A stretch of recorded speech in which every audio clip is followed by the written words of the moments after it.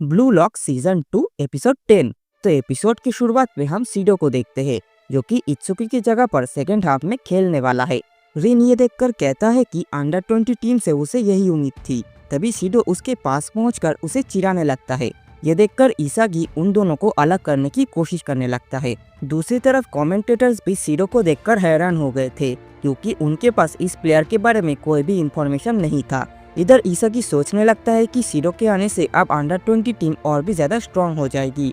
इस सिचुएशन में जो भी प्लेयर इस चेंज को अडॉप्ट करेगा वही मैच का हीरो बनेगा। मेरे गोल के बिना हम ये मैच नहीं जीत सकते। तभी सेकेंड हाफ का मैच स्टार्ट हो जाता है और साई सीडो की तरफ बॉल को पास करता है। ये देख निको सोचता है कि सीडो को गोल बॉक्स में रोकना इम्पॉसिबल है, इसीलिए मुझे हर वक्त उस पर नजर बनाए रखनी होगी। इधर साई और सीडो एक दूसरे को बॉल पास करते हुए आगे बढ़ने लगते हैं।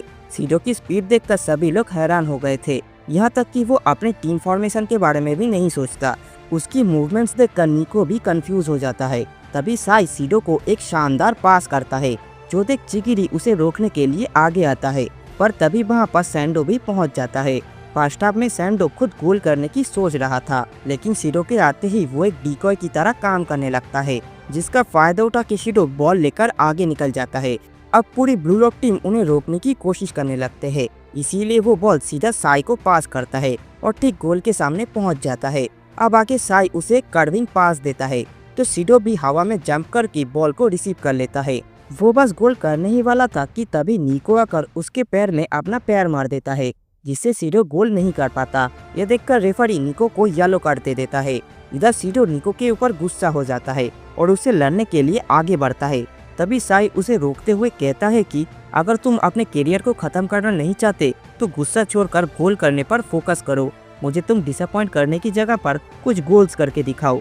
अब ये सुनकर सीडो शांत हो जाता है। दूसरी तरफ इसागी निको के इस एफर्ट को अप्रिशिएट करता है, जिस पर निको कहता है कि मैं सीडो और साई की कॉम्बिनेशन गेम प्ले देखकर समझ गया था कि बॉल कहाँ आने वाला है, लेकिन सैंडो की वजह से मुझे थोड़ा सा लेट हो गया, इसीलिए ये फाउल हुआ है। सैंडो भले ही गोल नहीं कर पाया हो, लेकिन वो बाकियों को गोल करने में हेल्प कर सकता है। अब निको की बात सुनकर इसागी बहुत ज्यादा इम्प्रेस हो जाता है, लेकिन सीडो को रोकते वक्त निको के पैर में चोट लग गया था, जिस वजह से वो ठीक से खड़ा भी नहीं हो पा रहा था। इसागी उससे पूछता है कि क्या वो आगे खेल पाएगा, जिस पर निको कहता है कि मैं पहले एक स्ट्राइकर बनना चाहता था, लेकिन जब से मैं इन आंखों से पूरे गेम को एनालाइज कर पा रहा हूँ मुझे स्ट्राइकर्स को रोकने में ज्यादा मजा आने लगा है। जब से मैं तुमसे मिला हूँ मुझे खुद को चेंज करने में भी डर नहीं लगता। हम ये मैच जरूर जीतेंगे। अब इसके बाद मैच फिर से रिस्टार्ट होता है। फाउल की वजह से अंडर 20 टीम को एक फ्री किक मिलता है। पूरा स्टेडियम सीडो के बारे में ही बात करने लगते हैं।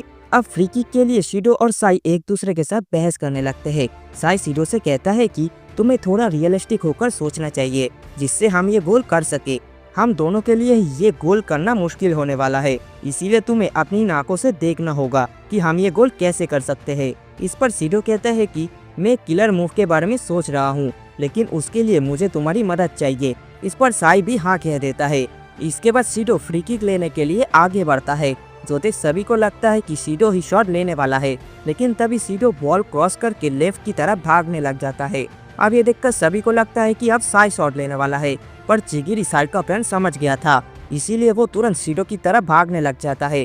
वो समझ गया था कि साई सीडो को बॉल पास कर देगा और सीडो एक डायरेक्ट किक से गोल कर देगा। इधर साई भी सीडो को बॉल पास कर देता है, ठीक जैसे चिगिरी ने सोचा था, लेकिन चिगिरी अपनी टॉप स्पीड में भी बॉल तक नहीं पहुंच पाता, जिस वजह से बॉल सीडो को मिल जाता है। अब सीडो हवा में जंप करके एक शानदार किक मारता है, जिससे बॉल सीधा गोल के अंदर चला जाता है और अंडर 20 का स्कोर 2-2 से बराबर हो जाता है। सीडो की परफॉर्मेंस देखकर पूरा स्टेडियम झूम उठता है और उसकी तारीफ करने लगते हैं। इधर इसागी सोचने लगता है कि चिगिरी ने पहले ही साई का प्लान समझ गया था, पर साई ने चिगिरी और सीडो की स्पीड को ऑब्जर्व करके एकदम करेक्ट पास किया था, जिससे सीडो बॉल तक आसानी से पहुंच सके। साई ने ये बस उसी मोमेंट में सोच लिया था। ऊपर से सीडो ने भी उस शॉट में अपनी पूरी ताकत लगा दी थी। दोनों लोगों ने अपनी एबिलिटी को मल्टीप्लाई किया है, जिससे ये गोल पॉसिबल हो पाया है।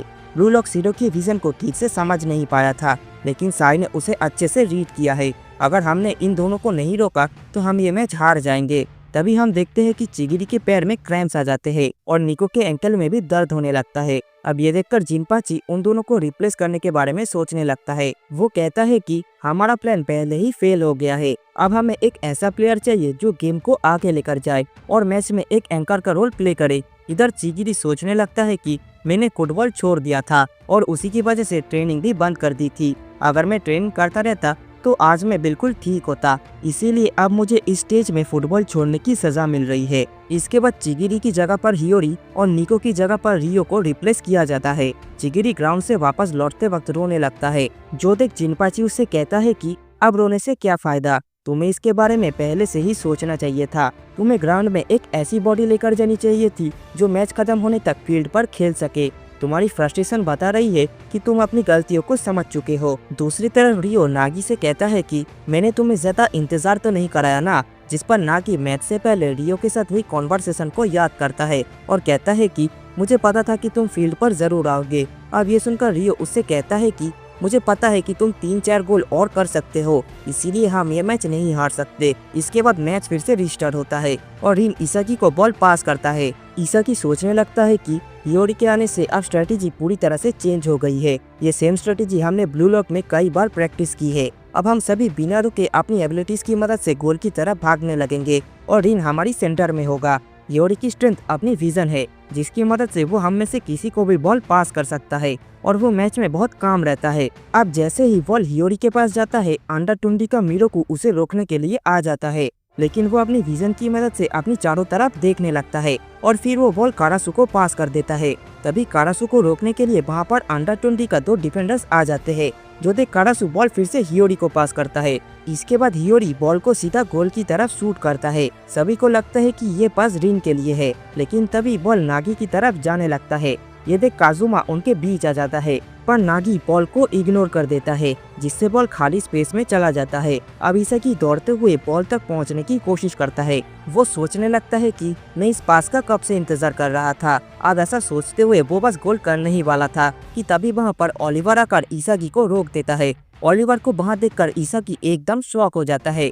इधर बॉल सीधा अंडर 20 के पास चली जाती है और वो लोग साई को बॉल पास कर देते हैं, जिसके बाद वो सभी काउंटर अटैक शुरू कर देते हैं। अब ये देखकर रियो जिनपाची की कही हुई बात को याद करता है। जब वो फील्ड पर उतर रहा था तब जिनपाची ने उससे कहा था कि उसका काम है शिरो को रोकना, और इसके लिए रियो ने भी अंडर 20 के डिफेंडर्स को ध्यान से एनालाइज किया है। अब प्रेजेंट में रियो साई और शिरो के मूवमेंट को ध्यान से देखने लगता है और जैसे ही उनका कॉम्बिनेशन गेम प्ले स्टार्ट होता है, रियो ओलिवर की सेम मूव कॉपी करके बॉल को क्लियर कर देता है।